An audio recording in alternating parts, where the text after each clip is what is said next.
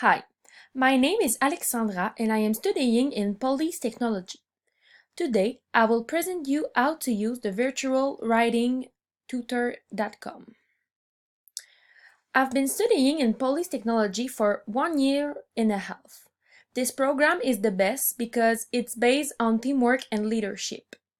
We are learning a lot about how people react in stress situations to be able to help them when necessary. My future job is to protect and serve people from all types of crimes in society. In my future job, I will need to write a lot of reports and I need them to be clear, so I need a good grammar. To help me with certain words, I will help myself with this useful website. The name of the website is Virtual Writing Teacher.com.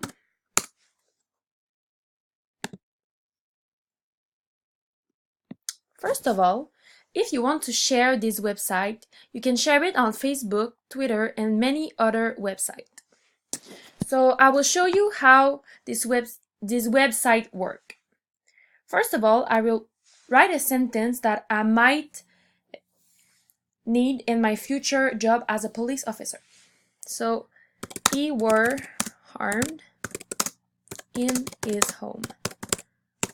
If you want to know if you have error, you just click on check grammar and it will tell you what are your error. So my error in my sentence is I did not capitalize the first letter of my sentence, and the other error is that I wrote he were harmed in his home, but it's he was harmed in his home. So this website is very useful to check your error. Also, you can click on word count and it will tell you how many words you have in your text. Also, if you don't know how to pronounce a word, you can do this. So I might use this word in my future job and I'm not sure how to pronounce it. So I will just click on the speaker icon Pre-handcuff. and this will help me to know how to pronounce this word.